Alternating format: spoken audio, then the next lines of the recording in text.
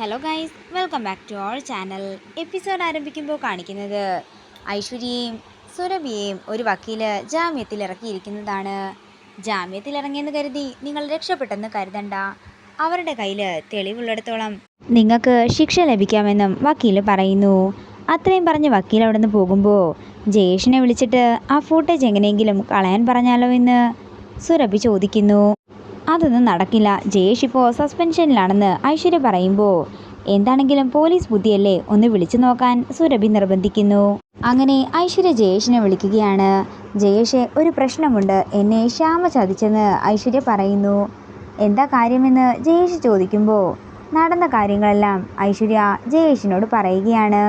അങ്ങനെ കാര്യങ്ങളെല്ലാം പറഞ്ഞതിന് ശേഷം ഐശ്വര്യ പറയുകയാണ്, ആ ഫുട്ടേജ് സ്റ്റേഷനിൽ നിന്നും അടിച്ചു മാറ്റാൻ ജയേഷിനെ കൊണ്ടാകും. കേസ് കോടതി വരെ എത്തിയതുകൊണ്ട് ഫൂട്ടേജ് ഒന്നും എടുക്കാൻ പറ്റുമെന്ന് തോന്നുന്നില്ല. എന്താണെങ്കിലും ഞാൻ ശ്രമിച്ചു നോക്കാം.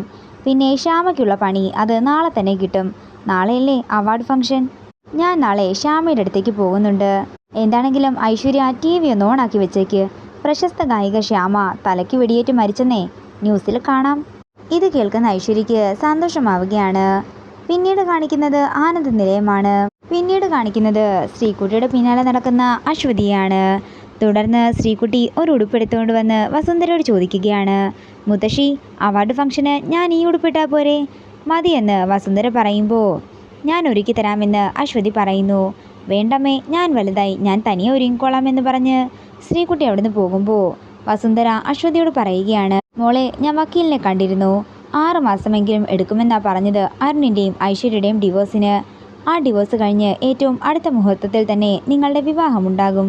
എൻ്റെ അരുൺ സന്തോഷത്തോടെ ജീവിക്കുന്നത് എനിക്ക് കാണണമെന്ന് പറഞ്ഞ് അശ്വതിയെ ചേർത്ത് പിടിച്ച് ഉമ്മ കൊടുക്കുകയാണ് വസുന്ധര. ഇത് കാണുന്ന ശ്യാമയും അമൃതയും സന്തോഷത്തോടെ നിൽക്കുകയാണ്. തുടർന്ന് ശ്യാമ പറയുകയാണ്, കണ്ടില്ലേ, പുതിയ മരുമകളെ കിട്ടിയപ്പോൾ നമ്മൾ രണ്ടുപേരും ഔട്ടായി. തുടർന്ന് ശ്യാമയും അമൃതയും അങ്ങോട്ടേക്ക് ചെല്ലുമ്പോൾ എല്ലാവരെയും ചേർത്ത് പിടിക്കുകയാണ് വസുന്ധര. നേരം പുലർച്ചെയാകുന്നു. പിന്നീട് കാണിക്കുന്നത് അവാർഡ് ഫംഗ്ഷനായി പോകാൻ എല്ലാവരും ഒരുങ്ങിയിറങ്ങുന്നതാണ്. അതേസമയം ശ്യാമ തൻ്റെ കണ്ണൻ്റെ മുന്നിൽ നിന്ന് പ്രാർത്ഥിക്കുകയായിരുന്നു. പെട്ടെന്ന് വിളക്കണഞ്ഞു പോകുന്നു. കണ്ണ, ഇതെന്ത് പരീക്ഷണമാ, അരുതാത്തതൊന്നും സംഭവിക്കല്ലേ എന്ന് പറഞ്ഞുകൊണ്ട് ശ്യാമ വീണ്ടും വിളക്ക് കത്തിക്കുന്നു. അതേസമയം ജയേഷ് ഏർപ്പാടാക്കിയ ആള് അവിടെ തോക്കെല്ലാം സെറ്റ് ചെയ്ത് വെക്കുകയാണ്. പിന്നീട് ജയേഷ് പറഞ്ഞത് പ്രകാരം ശ്യാമയെ കൂട്ടാനെന്ന വണ്ണം ഒരു കാറ് അങ്ങോട്ടേക്ക് വരികയാണ്. ശ്യാമ മേഡത്തിനെ പെട്ടെന്ന് എത്തിക്കാൻ പറഞ്ഞതുകൊണ്ട് ഞാൻ വന്നതാണെന്ന് ഡ്രൈവർ പറയുമ്പോൾ ശ്യാമയും ഒപ്പം ശ്രീകുട്ടിയും കാറിൽ കയറുകയാണ്.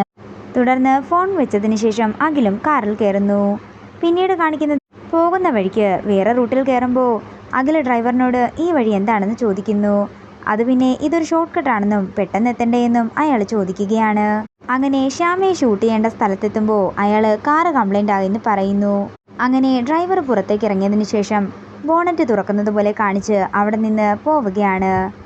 അപ്പം തന്നെ അഖിലും ശ്യാമയും ശ്രീകുട്ടിയും പുറത്തേക്ക് ഇറങ്ങുന്നു. അല്ല, ഡ്രൈവർ എവിടെ പോയി, അയാളെ കണ്ടില്ലല്ലോ എന്ന് അഖിൽ പറയുമ്പോൾ ഞാൻ എന്താണെങ്കിലും ആദ്യേട്ടനെ വിളിക്കാമെന്ന് പറഞ്ഞ് ശ്യാമ ആദിയെ വിളിക്കുന്നു. അതേസമയം ജയേഷ് ഏർപ്പെടുത്തിയ ഷൂട്ടർ ശ്യാമയ്ക്ക് നേരെ തോക്ക് വെക്കുകയാണ്. ഇതോടുകൂടി ഇന്നത്തെ എപ്പിസോഡ് ഇവിടെ തീരുകയാണ്. വീഡിയോ ഇഷ്ടമായെങ്കിൽ മറക്കാതെ ലൈക്ക് ചെയ്യുക, ഷെയർ ചെയ്യുക, കമൻറ്റ് ചെയ്യുക. കൂടുതൽ സീരിയൽ അപ്ഡേറ്റ്സിനായി മറക്കാതെ സബ്സ്ക്രൈബ് ചെയ്യുക.